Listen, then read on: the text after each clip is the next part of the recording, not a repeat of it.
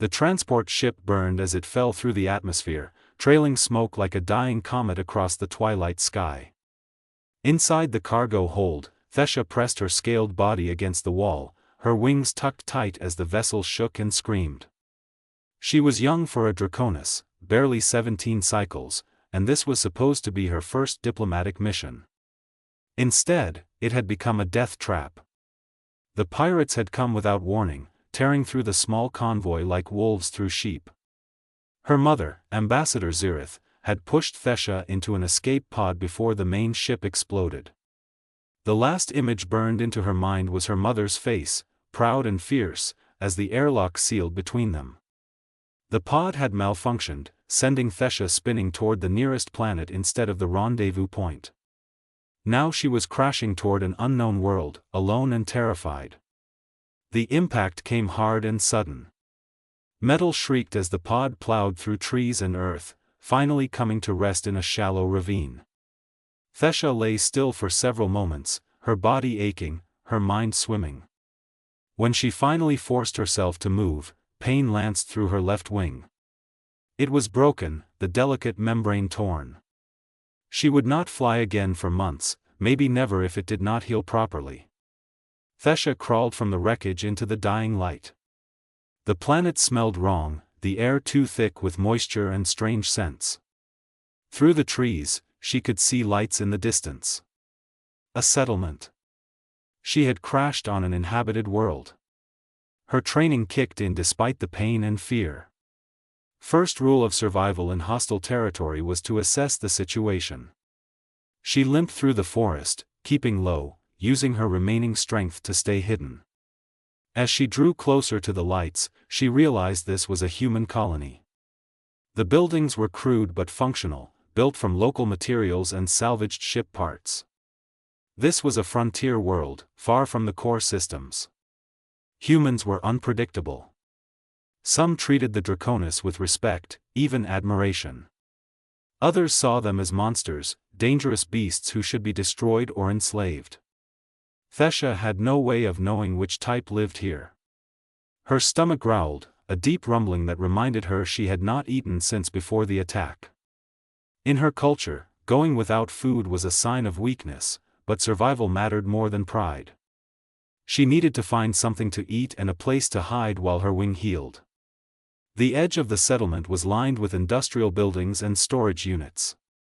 Thesha spotted a waste disposal area where the humans threw their refuse. Her pride screamed against it, but necessity won. She crept closer, searching through the bins until she found something edible. The food was stale and cold, but it was fuel. She ate quickly, always watching for threats. That was when she heard the voices. 3 human males, larger and older than most, were walking toward the disposal area. They carried crude weapons and moved with the swagger of predators. Thesha froze, her golden eyes tracking their movement. They had not seen her yet, but they would soon. She tried to back away silently, but her injured wing caught on a piece of metal, making a loud scraping sound. The humans turned as one. For a heartbeat, nobody moved. Then the largest one smiled, and it was not a friendly expression. He said something in the human language, words Thesha did not understand, but the tone was clear. Threat. Aggression. Intent to harm. The 3 men spread out, moving to surround her. Thesha hissed, a warning sound deep in her throat. Her claws extended and her good wing spread wide to make herself look larger. But inside, fear coiled tight. She was wounded, alone, and facing 3 armed opponents on unfamiliar ground. The largest human lunged forward with his weapon raised. Thesha dodged, her training taking over even as pain shot through her injured wing. She slashed with her claws, drawing blood from his arm. The man howled and stumbled back. The other 2 moved in from the sides. Thesha knew she could not win this fight. Not injured, not outnumbered. She needed to run, but her broken wing made her slow and clumsy. Then a rock hit the largest human in the head. He staggered, surprised more than hurt. Another rock flew from the shadows, striking the second man in the shoulder. The third human spun around, trying to find the new threat. From behind a storage container, a small figure emerged. It was a human child, a boy no more than 9 or 10 years old. He was thin and ragged, his clothes worn and patched. But his eyes blazed with fierce determination as he held another rock ready to throw. He shouted something at the three men, his young voice cracking but strong. The largest human sneered and took a step toward the boy, apparently ready to deal with this new annoyance. Thesha did not think. She moved, placing herself between the child and the threat. Despite her injury and exhaustion, she drew herself up to her full height, wings spread, teeth bared. The message was clear. Touch the child and face a draconis in full fury. The three men looked at each other. They were bullies, used to easy prey. This was no longer easy. The largest one spat on the ground and said something harsh, but they backed away, eventually disappearing into the settlement. Thesha held her aggressive posture until they were gone, then sagged as adrenaline left her system. Pain crashed back through her body and she nearly collapsed. The boy rushed forward, his small hands trying to help steady her massive form. He said something in his language, his tone worried and kind. Thesha looked down at him, really seeing him for the first time. He was malnourished, his face hollow with hunger. His clothes were too thin for the cooling night air. But his eyes held something she recognized. The look of someone who understood what it meant to be alone and afraid.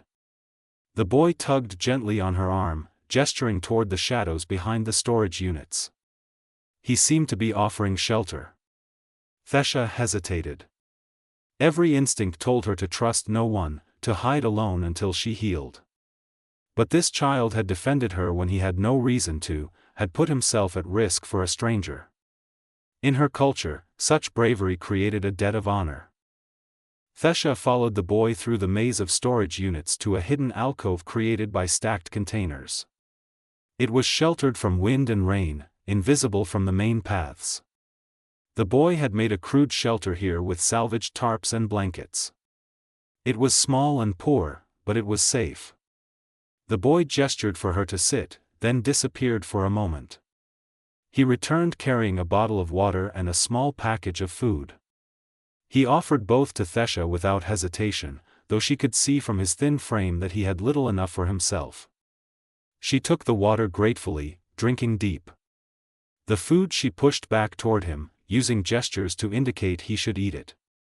He looked surprised, then smiled, a bright expression that transformed his tired face. They sat together in the growing darkness, sharing the small meal. The boy spoke softly, though Thesha could not understand the words. She responded in her own language, equally meaningless to him. But somehow they communicated anyway. Two outcasts, different species, different worlds, finding unexpected kinship in the night. The boy pointed to himself and said something that sounded like Torin. He repeated it several times until Thesha understood it was his name. She touched her chest and rumbled her own name in return, trying to shape it into sounds a human could manage. Thesha. The boy, Torin, practiced it several times, getting closer each time. When he finally said it correctly, they both smiled. As night deepened and cold settled in, Thesha carefully arranged her good wing to create a sheltered space. She gestured for Torin to move closer. The boy hesitated only a moment before curling up against her scaled side. Her body temperature ran hotter than humans, and she felt him relax as warmth seeped into him. Neither of them spoke. Neither needed to. For the first time since the attack, since losing her mother, since crashing alone on this strange world, Thesha did not feel completely lost. And from the way Torin's breathing slowly evened into sleep, she suspected he felt the same. Sometimes the universe brings together the most unlikely souls. Not through grand design or cosmic purpose, but through simple moments of kindness in the darkness. This was one of those moments. Neither Thesha nor Torin knew it yet, but this night would be the beginning of something extraordinary. Something that would challenge everything their peoples believed about each other. Torin woke to the sound of Thesha's breathing, a deep rhythmic rumble that vibrated through his body where he pressed against her side. For a confused moment, he forgot where he was, then memory rushed back. The dragon girl. The fight. The shelter.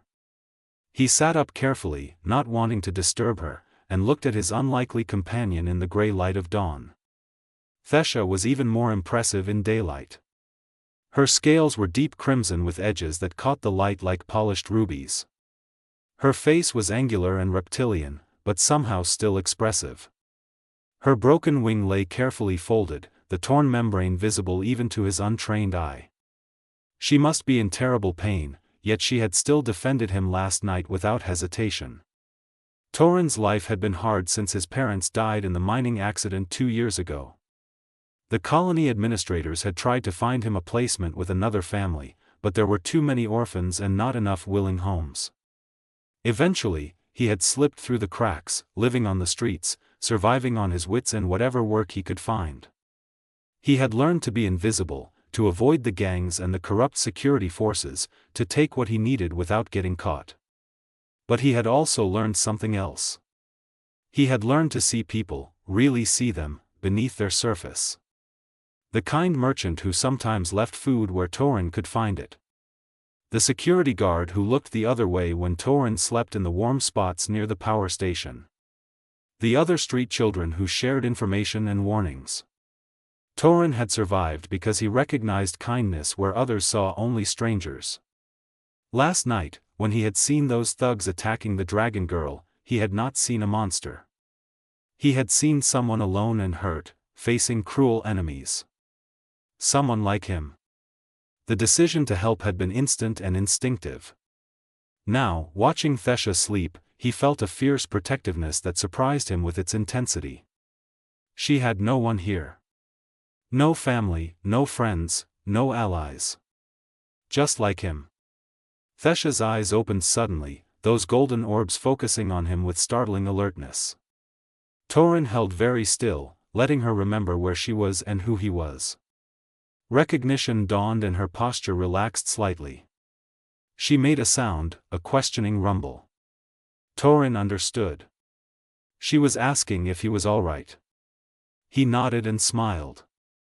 Hungry, he said, rubbing his stomach. You? Thesha's stomach answered with a growl of its own, and despite everything, they both made sounds that might have been laughter. Torin stood up, brushing dirt from his clothes. Wait here, he said, using gestures to reinforce the words. I'll find food. The morning market was busy as Torin made his way through the crowds. He knew which stalls had the most careless vendors, which ones sometimes dropped items by accident. It took an hour, but he managed to acquire a decent haul without technically stealing anything that was not already discarded or lost. Bread that had fallen in the dirt, fruit bruised beyond selling, protein bars past their sell date but still sealed. It was not much, but it was something. He was heading back to the shelter when he overheard a conversation that made him freeze. 2 security officers stood near a public terminal, talking in low voices. One of them held a data pad showing an image that Torin recognized instantly. It was Thesha, or at least a draconis that looked very much like her. Command says she's wanted for questioning, one officer said. Daughter of some ambassador. Ship was destroyed by pirates. She's considered hostile until proven otherwise. The other officer snorted. Hostile. That's rich. The draconis are all hostile if you ask me. Monsters pretending to be civilized. Yeah, well, there's a reward for information leading to her capture. 5,000 credits. I could use 5,000 credits. The first officer zoomed in on the image. Says she was injured in the crash. Broken wing. She can't have gotten far. Torin's heart pounded. 5,000 credits was more money than most people in the slums saw in a year. It would be enough to change a life completely. Get off this rock. Start fresh somewhere else. All he had to do was tell these officers where Thesha was hiding. She was hurt. They would take her anyway, eventually. He would just be claiming a reward that someone else would get if he did not. The officers moved away, still talking. Torin stood frozen, his mind racing. 5,000 credits. A new life. Safety. Food. A real home. All the things he had dreamed about for 2 years. He just had to betray the one being in this entire colony who had shown him any real kindness recently. Torin looked down at the food in his arms. Thesha was probably wondering where he was. She was probably afraid he had abandoned her. He thought about her golden eyes, the way she had placed herself between him and danger without hesitation.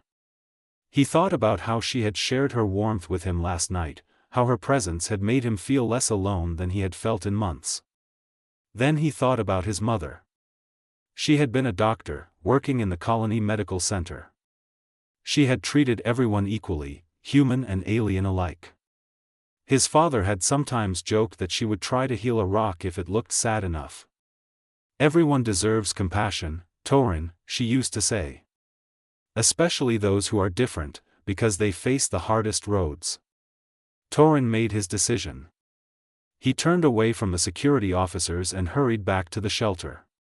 When he arrived, Thesha was pacing anxiously in the small space, favoring her injured wing. She turned at his approach, relief obvious in her expression. Torin set down the food and immediately began trying to communicate something urgent. He pointed at her, then at the settlement, then made a gesture of people searching. He tried to convey danger, threat, the need to be more careful. Thesha watched intently, her intelligence obvious in how quickly she grasped his meaning. She rumbled something in her language, a sound that might have been thanks or understanding or both. They sat together and ate the scavenged meal, and Torin felt certain he had made the right choice. Money could not buy the feeling of doing something good. Of being someone his mother would have been proud of. Over the following days, they developed a routine. Torin would venture into the settlement during busy hours when his absence was least noticeable. He gathered food and supplies, always careful to avoid the security officers who were now actively searching for Thesha. He learned to recognize their patrol patterns and their favorite haunts. At night, he would return to the shelter where Thesha waited, and they would share their day through gestures and simple words. Slowly, painfully, they began to understand each other. Thesha taught Torin words in her language. Her name, yes, no, danger, friend, food. Torin taught her human words. Safe, hide, careful, together. It was crude communication, but it worked. More importantly, they learned to read each other's expressions and body language. A tilt of Thesha's head meant curiosity. A particular rumble meant amusement. The angle of her wings could indicate fear or aggression or contentment. Torin learned that despite her fearsome appearance, Thesha was kind and gentle. She was patient with his clumsy attempts at her language. She was careful never to accidentally hurt him with her claws or tail. She shared everything equally, never taking more than her portion even though she was much larger and needed more food. She was, in every way that mattered, a good person. Not a monster. Not a threat. Just a scared girl far from home, trying to survive. On the 7th day, Torin noticed that Thesha's wing was healing. The tear in the membrane was closing, the bones knitting back together. She still could not fly, but she could move it more easily, and the constant pain seemed to be lessening. It was good news, but it also meant that eventually she would be strong enough to leave. To find her people, wherever they were. Torin tried not to think about that. Tried not to imagine going back to being completely alone. That night, as they sat together under the stars visible through a gap in the containers above, Thesha did something unexpected. She reached out with one careful claw and traced a symbol in the dirt. Then she pointed at Torin, then at herself, then at the symbol. She repeated this several times until Torin understood. She was teaching him something important. The symbol was complex, combining several shapes into one. Torin recognized some of the component parts from the words she had taught him. Friend. Family. Forever. Together. Thesha rumbled softly and touched her chest, then touched his, then pointed at the symbol again. In her culture, Torin realized, this symbol meant something like chosen family, or bond brother, or pack mate. She was offering him something precious. A permanent connection. A promise that they were family now, regardless of what happened next. Torin felt tears prick his eyes. He carefully traced the symbol again, committing it to memory. Then he took Thesha's huge hand in both of his small ones and squeezed gently. Family, he said in her language, one of the first words she had taught him. Forever. Thesha made a sound he had not heard before, a soft trilling that he thought might be the Draconis equivalent of crying. She pulled him close, her good wing wrapping around him protectively. They sat like that for a long time, two orphans from different worlds, bound together by choice and circumstance and something deeper than either could name. Neither knew that their bond would soon be tested in ways they could not imagine. That forces were moving which would threaten not just them, but the fragile peace between their peoples. That the simple act of kindness that had brought them together would ripple outward, changing lives and hearts across the stars. But in that moment, none of that mattered. In that moment, they had each other. And for two souls who had been so profoundly alone, that was everything. The attack came on the 14th day. Torin had grown perhaps too comfortable with their routine, too confident in his ability to avoid detection. He was returning to the shelter with a particularly good haul of supplies when he noticed the security officers converging on the storage area. At least 10 of them, all armed, moving with the purposeful coordination of a planned raid. Someone had talked. Someone had given them up. Torin's blood turned to ice. He dropped the supplies and ran, taking shortcuts through the maze of containers that he had memorized over 2 weeks. He had to reach Thesha first, had to warn her. But even as he ran, he knew he was probably too late. The officers were already in position. He rounded the final corner and his worst fears materialized before him. 6 officers surrounded the shelter, weapons drawn. Thesha stood in the center, her injured wing still too weak to let her escape over the containers. She was making herself as large as possible, hissing warnings, but Torin could see the fear in her golden eyes. She was trapped. The lead officer, a man named Graves whom Torin recognized as one of the corrupt ones, stepped forward with a shock stick activated. Easy now, lizard. Nobody has to get hurt. You're coming with us, one way or another. He spoke in the human language, but his tone needed no translation. It was the voice of someone who enjoyed having power over others. Thesha hissed again, her claws extended. She would fight if they pushed her, injured or not. And if she fought, they would kill her. Torin knew that with terrible certainty. These men would claim self-defense and no one would question them. Torin burst from cover without thinking, placing himself between Thesha and the officers. Stop. Don't hurt her. His voice cracked on the words, high and desperate. Graves looked at him with cold amusement. Well, well. The street rat. Should have known you'd be involved somehow. Move aside, kid. This doesn't concern you. She hasn't done anything wrong, Torin said, holding his ground despite his shaking legs. She's just hurt. She needs help. He was trying to appeal to some sense of decency, some shred of humanity in these men. But Graves just laughed. Help? That thing is a Draconis. They're raiders and killers. There's a bounty on her head, and we're collecting. Behind him, Torin felt Thesha move closer. She understood the situation even if she could not follow all the words. She placed one hand on his shoulder, gently trying to move him aside. She was willing to surrender, to face whatever came, to protect him. But Torin was done being helpless. Done watching bad things happen to good people while he stood by and did nothing. If you take her, you take me too, he said, surprising himself with the steadiness in his voice. Because we're family. That's what the bond means in her culture. So whatever you do to her, you do to me. Several officers looked uncomfortable at that. Harming a child was different from subduing a dangerous alien, even for corrupt security forces. But Graves just sneered. Fine. We'll add harboring a fugitive to your record. See how you like the juvenile detention center.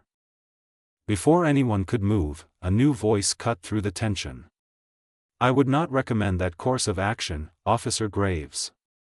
Everyone turned to see an elderly woman approaching the scene. She wore simple robes but carried herself with unmistakable authority. Torin recognized her as Elder Miriam, one of the colony's founding members and a voice of conscience on the civilian council. She was flanked by several other civilians, including some who carried recording devices. Graves' confidence faltered. This is official security business, Elder. You need to stand back. Miriam smiled, but it was not a warm expression. Official business. Is that what you call threatening children and injured refugees? Because I have a different name for it. She turned to address the growing crowd of onlookers that had gathered. This Draconis girl crashed here 2 weeks ago. Her ship was destroyed by pirates. She is injured and alone. And this brave young man offered her shelter and friendship when no one else would. She looked directly at Graves. Tell me, officer. In what version of justice does kindness become a crime? Graves blustered, trying to maintain his authority. She's a Draconis. They're dangerous. She needs to be detained for everyone's safety. But Miriam was not backing down. Dangerous. I see. Has she attacked anyone? Stolen anything? Caused any harm whatsoever? The officer hesitated. Well, no, but nothing.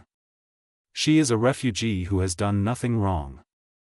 And according to the Coalition Treaty on Interspecies Relations, Article 12, refugees from hostile actions have the right to sanctuary until their situation can be properly evaluated by qualified diplomatic personnel. Not local security forces who see only bounty money. The crowd murmured in agreement. Torin felt hope flare in his chest. Miriam continued, her voice gaining strength. I propose that this young Draconis be placed under civilian protection while we contact the proper authorities. If her people want her back, they can file the appropriate requests through proper channels. If she wishes to stay and seek asylum, that is her choice to make. Graves looked around, seeing the situation slipping away from him. The crowd was on Miriam's side. The recording devices captured everything. If he pushed this now, it would look bad on the security force. Very bad. This isn't over, he muttered, but he signaled his men to stand down. They withdrew, and the tension slowly bled from the air. Miriam approached Thesha carefully, keeping her movements slow and non-threatening. She spoke in heavily accented but understandable Draconis, clearly having studied the language at some point. Welcome, young one. I apologize for that reception. Not all humans are cruel. Thesha's eyes widened in surprise at hearing her own language. She responded with formal phrases that sounded like gratitude and relief. Miriam smiled and turned to Torin. And you, young man. You have shown remarkable courage and compassion. Your parents would be very proud. Torin felt tears threaten again.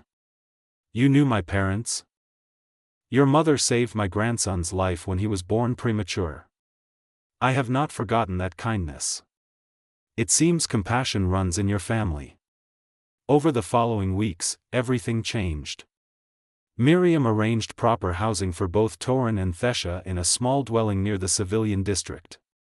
It was not luxurious, but it was safe and warm and legal. She also arranged for medical care for Thesha's wing and enrolled Torin in the colony school. Word spread quickly about the boy who had befriended a Draconis, and reactions were mixed. Some people viewed them with suspicion or fear. But others were curious, intrigued by the unprecedented friendship. As Thesha healed and learned more of the human language, she began to share her story with the colony. She spoke of her culture, not as fearsome raiders but as a proud people trying to survive in a dangerous galaxy. She explained that many Draconis turned to piracy out of desperation, their home worlds devastated by wars and disasters. She talked about her mother, the ambassador who had died trying to forge peace between species. People listened. Not everyone, but enough. Slowly, perspectives began to shift. The Colony Council opened formal communications with the Draconis delegation, using Thesha as a liaison. It was unprecedented, having a young civilian serve in such a role, but Thesha proved remarkably skilled at diplomacy. Perhaps because she understood what it meant to be vulnerable, to need help, to rely on the kindness of strangers. 3 months after the crash, a Draconis diplomatic ship arrived at the colony. They had come to retrieve their lost ambassador's daughter. Thesha stood on the landing pad with Torin at her side, watching the ship descend. Her wing had healed completely. She could fly again. She could go home.